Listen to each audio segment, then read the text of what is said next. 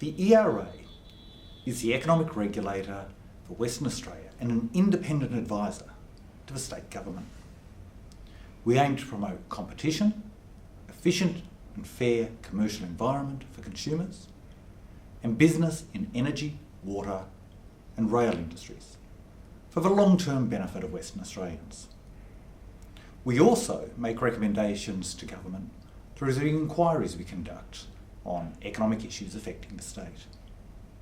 We are independent of industry and other interests, and we are not subject to government direction in our regulatory decision making or in making recommendations to government in our inquiry function.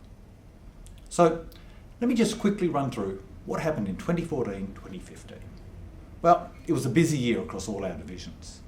Through our work in utilities, access, rail, markets, customer protection and inquiries, we have endeavoured to stay true to our purpose of benefiting the Western Australian community by promoting an efficient and customer-focused economy. Highlighting the sheer scale of decision making, we met 45 times during the year to consider 198 submissions prepared by the Secretariat. We reviewed a further 91 submissions by email. Now, in the area of licensing, monitoring and customer protection, we undertook 62 performance audits and asset management reviews, of which 25 were undertaken under new legislative provisions, requiring us to appoint and manage the auditors. We also completed a major review of electricity licences. On the rail front, we started our 5-yearly review of a rail access code.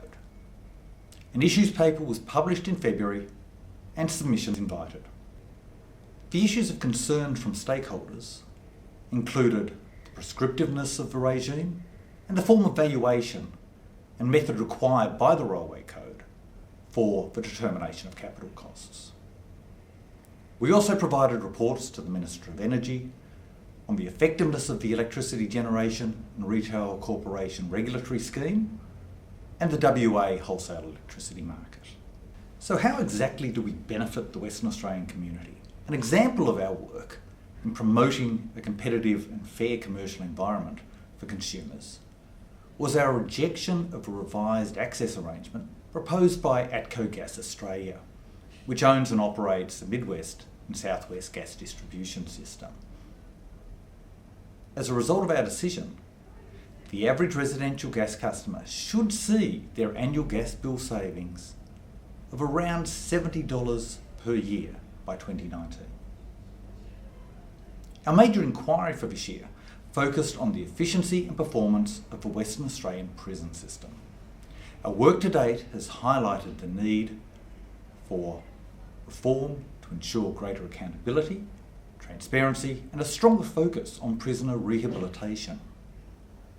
In the draft report, published in June 2015, we observed that the governance arrangements applying to public prisons are not robust. In particular, we observed, firstly, a lack of clarity of roles and responsibilities for senior staff in the Department of Corrective Services. Secondly, insufficient standards of accountability. Thirdly, poor transparency. And finally, general inadequacies in information systems, planning and controls within the department. The final report will be delivered to the Treasurer in October of this year, and he will have 28 days to table it before Parliament. In the year ahead, we will finalise our assessment of the proposed access arrangement revision for the Goldfield gas pipeline and for the Dampier to Bunbury natural gas pipeline. We will issue our own access arrangement for the GDS. We will also finalise the 5-year review of the Rail Code and undertake the annual determination of the rate of return to apply to regulated railways for the financial year. The State Government's electricity market review is currently underway and will have an impact on our work and our functions.